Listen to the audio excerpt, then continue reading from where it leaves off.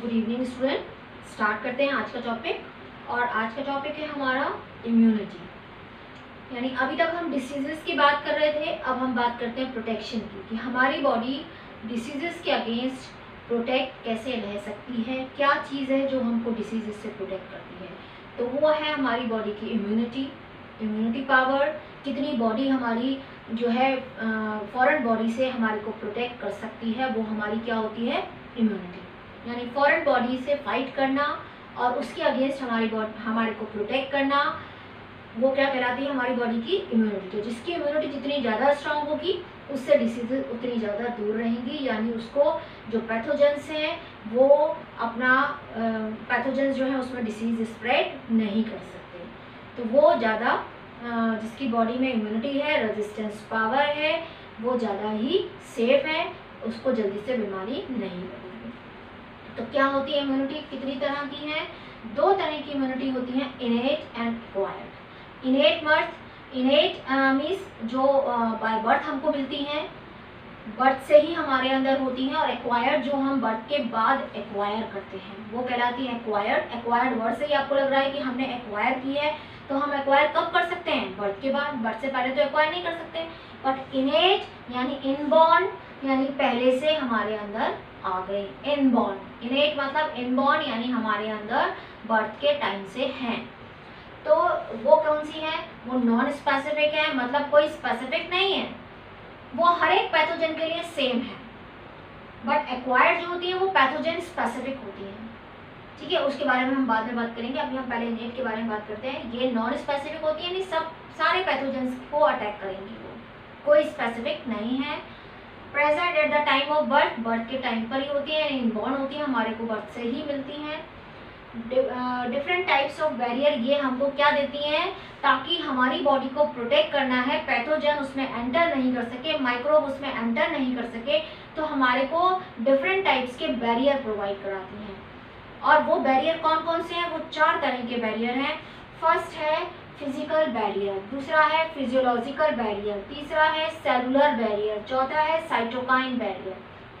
तो physical barrier कौन सा है, स्किन। ये देखिए आपकी स्किन है, तो इस स्किन की वजह से माइक्रोब जल्दी से आपकी बॉडी के अंदर एंटर नहीं कर सकता।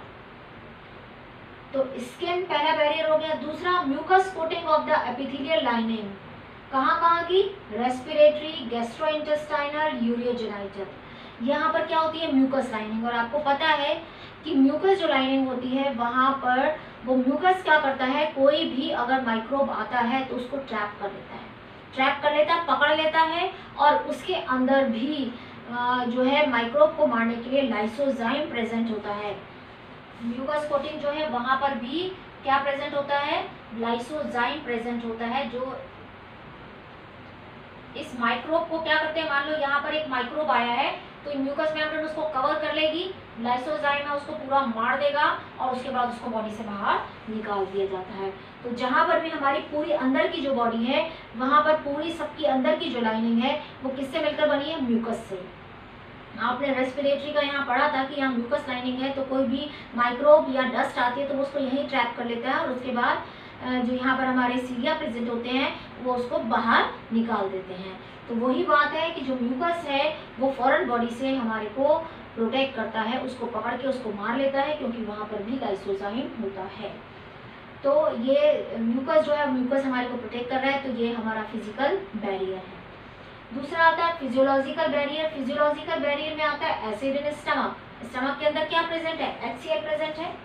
तो HCl क्या करता है, कोई भी माइक्रोब अगर हमारे खाने के साथ आ गया है तो उसको मारने का काम करेगा।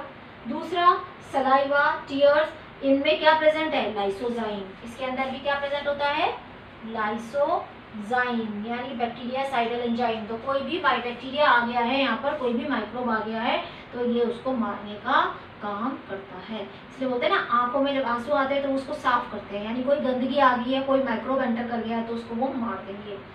सलाइवा के अंदर आपने पढ़ा है कि लाइसोजाइम आता है। ठीक है, तो ये जो है हमारे को प्रोटेक्ट करने का काम कर रहे हैं। तो सेकेंड बैरियर हो गया हमारा फिजियोलॉजिकल बैरियर। थर्ड है हमारा सेलुलर बैरियर, मतलब सेल। तो वो सेलुलर का मतलब है सेल, फिजियोलॉजिकल का मतलब है कोई केमिकल जो रिएक्शन होता है हमारी बॉडी में, फिजिकल का जो फिजिकली प्रेजेंट है, सेलुलर मतलब सेल। तो सेल कौन सी है? Certain types of leucocyte. Leucocyte क्या होती है? WBC आपने पढ़ा हुआ है ये 11th में, ल्यूकोसाइट यानी WBC। उसमें से ये पॉलीमॉर्फो न्यूक्लियर ल्यूकोसाइट जिसको बोलते हैं PMNL शॉर्ट में, इसकी फुल फॉर्म भी पूछी गई है स्टूडेंट, PMNL की फुल फॉर्म तो ये भी आपको याद करनी है, पॉलीमॉर्फो न्यूक्लियर ल्यूकोसाइट। ल्यूकोसाइट आपको पता चल गया WBC। पॉलीमॉर्फो न्यूक्लियर का मतलब है इसका न्यूक्लियस के डिफरेंट शेप्स होते हैं, कोई जो है बाइलोब्ड होता है, कोई पॉली जो है लोब्स होते हैं उसमें, तो अलग अलग लोब्स होते हैं, इसलिए इसके नाम क्या है? Polymorpho nuclear leucocyte. न्यूट्रोफिल्स ये फैगोसाइटिक होती हैं, यानी फॉरेन बॉडी को मार के खाने का काम करती हैं, सबसे पहले भागती हैं अमीबॉइड मूवमेंट से और फॉरेन बॉडी को मारने का काम करती हैं। तो क्या है ये? Polymorpho nuclear leucocyte PMNL। And monocyte, monocyte भी फैगोसाइटिक है। And natural killer type of lymphocyte, ये एज वेल एज मैक्रोफेजीज, ये फैगोसाइटिक होती हैं। फैगोसाइटिक का मतलब है फॉरेन बॉडी को मार के खाना, कोई भी माइक्रोब अगर एंटर किया है तो ये एमीबॉइड मूवमेंट से जाएंगी और उसको मार के खा देंगी, तो फैगोसाइटिक का मतलब है फॉरेन बॉडी को मार के खाना, तो ये हमारे को इस तरह से प्रोटेक्ट करती हैं।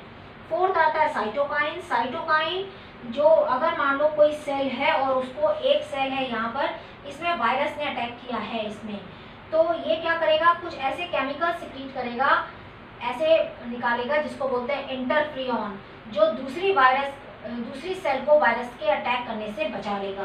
यानी ये वाली सेल को अटैक किया तो ये क्या प्रोड्यूस कर रहा है? Interferons which protect non infected cells. तो ये इंटरफ्रियंस क्या करेंगे? दूसरी सेल्स को इस वायरस के अटैक से प्रोटेक्ट कर देंगे। तो इसके ऊपर भी क्वेश्चन आ जाता है कि साइटोकाइन बैरियर में कौन सा केमिकल प्रोड्यूस होता है, तो यहाँ पर ये इंटरफ्रियन होते हैं जो प्रोटीन है, और ये प्रोटीन जब यहाँ सेल से सिक्रीट होता है तो ये प्रोटीन क्या करता है? दूसरी सेल को वायरस के इन्फेक्शन से बचा देता है। तो कौन सा क्या सिक्रीट हो रहा है? प्रोटीन, और उस प्रोटीन का नाम क्या है? इंटरफ्रियन। तो ये बात हो गई इनेट। इनेट में 4 बैरियर हैं जो नॉन स्पेसिफिक है, बर्थ से हमारे अंदर होती है, हमारे को डिफरेंट बैरियर्स प्रोवाइड करती है ताकि माइक्रोब हमारी बॉडी में ना जाए, और अगर चला गया है तो उसको मार दिया जाए, हमारी बॉडी जो है वो प्रोटेक्टेड रहे, इम्यून रहे। फिजिकल बैरियर जो फिजिकली प्रेजेंट है, जिसमें स्किन और म्यूकस कोटिंग आ गई। फिजियोलॉजिकल जिसमें एसिड आ गया, सलाइवा और टीयर आ गए जिसके अंदर लाइसोजाइम है। सेलुलर में सेल आ गई जिसमें ल्यूकोसाइट है, न्यूट्रोफिल्स, मोनोसाइट्स। साइटोकाइन में इंटरफ्रियन प्रोटीन आ गया।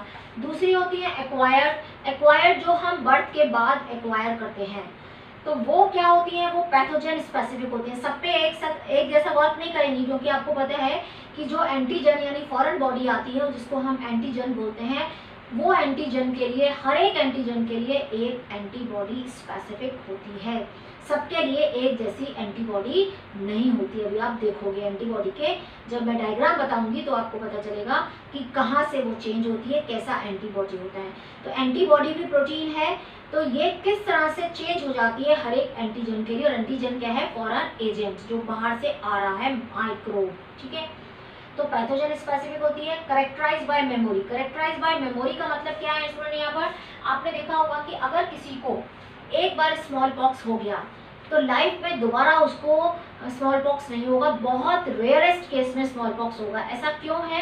क्योंकि एक बार जब वो वायरस स्मॉल पॉक्स जो स्प्रेड कर रहा है वो बॉडी में चला गया है, तो उसके अगेंस्ट बॉडी ने अपने आप को प्रोटेक्ट कर लिया है। कैसे?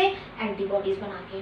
जब एंटीबॉडीज बन गई है, क्योंकि वो क्या था? स्मॉल पॉक्स जो स्प्रेड कर रहा था वो एंटीजन था, वायरस, वो जब एंटर किया तो बॉडी ने अपने आप को उस टाइम पर प्रोटेक्ट नहीं किया था। पहली बार जब वो एंटर किया तो उस टाइम पर एंटीबॉडीज नहीं थी, तो उसको स्मॉल पॉक्स हो जाएगी।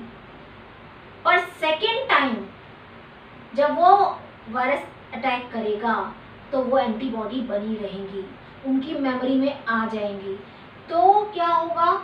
जो सेकेंडरी रिस्पॉन्स होगा वो बहुत जल्दी से होगा, बहुत फास्ट होगा। प्राइमरी रिस्पॉन्स बहुत स्लो होगा, क्योंकि उसके बारे में हमारी बॉडी प्रिपेयर नहीं थी। कोई भी नई डिसीज आती है तो उसके अगेंस्ट हमारी बॉडी में एंटीबॉडीज नहीं है, क्योंकि बॉडी उसके लिए प्रिपेयर नहीं है। तो वो डिसीज का जो हमारी बॉडी का जो डिफेंस मैकेनिज्म है वो इतनी जल्दी वर्क नहीं करेगा।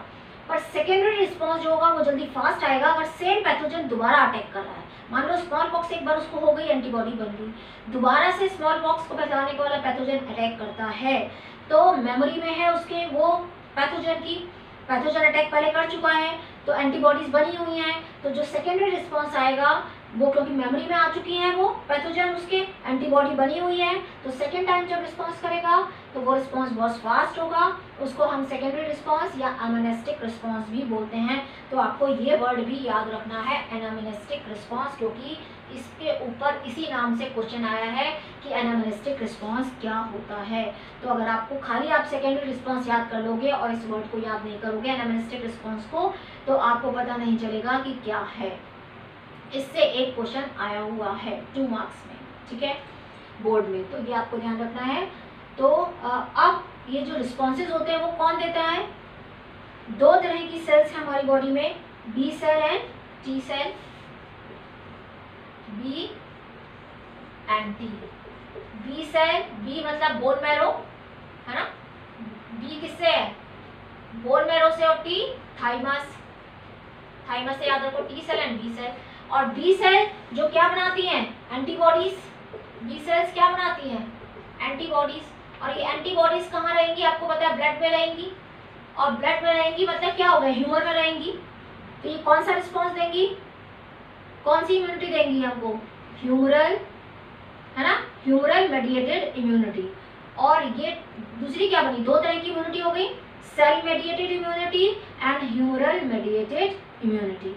तो ये क्या देगी? बी सेल, आपको पता चल गया, कैसे याद रखोगे? बी सेल क्या है? एंटीबॉडीज बनाती है, और एंटीबॉडीज बनाती है, और एंटीबॉडीज कहाँ रहती है? ब्लड में। तो कौन सा ब्लड क्या है? ह्यूमर। तो कौन सा रिस्पॉन्स आ गया? ह्यूमरल।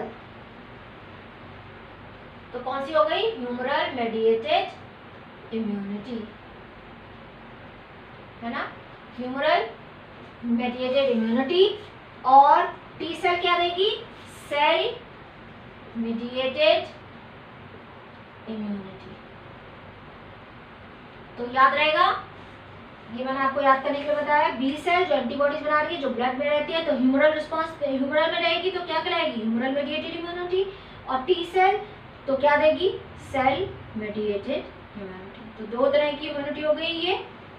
अब हम देखेंगे कि जो ये एंटीबॉडी है उसका स्ट्रक्चर कैसा है, और कौन कौन सी जो एंटीबॉडी है उनकी क्या क्या जो है कौन कौन से टाइप की हैं और उनके क्या फंक्शन है। So thank you, thanks for watching.